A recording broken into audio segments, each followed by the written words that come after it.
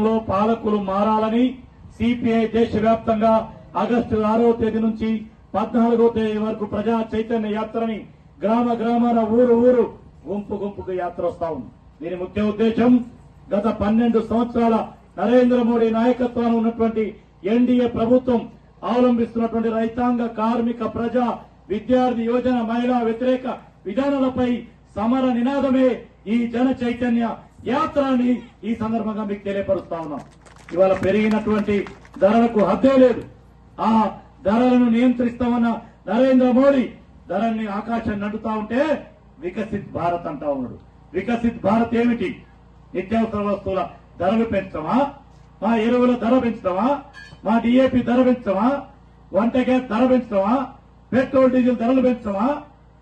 సంవత్సరానికి 2 కోట్ల ఉద్యోగాలు ఇస్తారన్న నరేంద్ర మోడీ అధికారంలోకి వచ్చిన 12 ఏళ్లలో 10 కోట్ల మందికి ఉద్యోగాలు పోయినాయి. 1 కొత్త ఉద్యోగం రాలేదు. మరి నీ వికసిత్ భారత్ ఎక్కడ?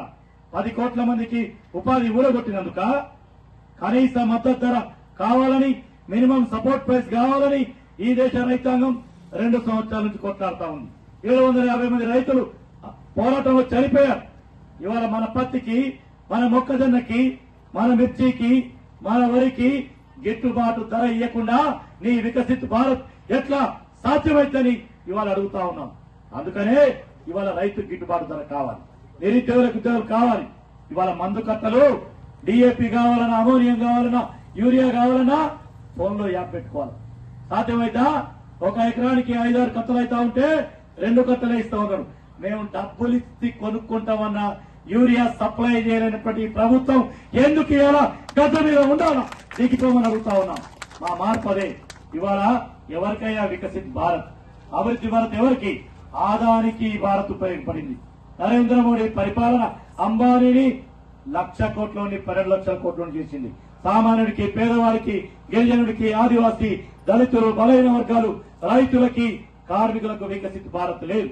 అందుకని ఇన్ని రకాలుగా ప్రజల్ని మోసం చేసి వంచినటువంటి ఈ ప్రభుత్వం మారాలనే ఈ మార్పు కోసం జన చైతన్య యాత్ర సాగుతా ఉంది. నిన్నగాక మొన్న ఢిల్లీలో విద్యార్థులు పోరాటం చేశారు. నీట్ పేపర్ లీకేజీకి వ్యతిరేకంగా, నిరుద్యోగానికి వ్యతిరేకంగా. వాళ్ళని చీమల్లాగా నువ్వు చూసినావు.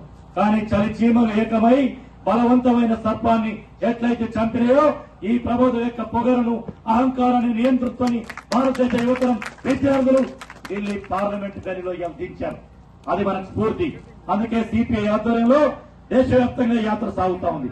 సెప్టెంబర్ 1 ఢిల్లీలో లక్షలాది మందితో ఈ ప్రభుత్వం యొక్క కార్మిక, ప్రజా, రైతాంగ, విద్యార్థి, మహిళా వ్యతిరేక విధానాలపై ఒక జులుంతో కూడినటువంటి పోరాటానికి పిలుపునిస్తున్నాం. ప్రజల్ని కదిలి రమ్మంటున్నాం. ఆ యాత్ర ఈ యాత్ర.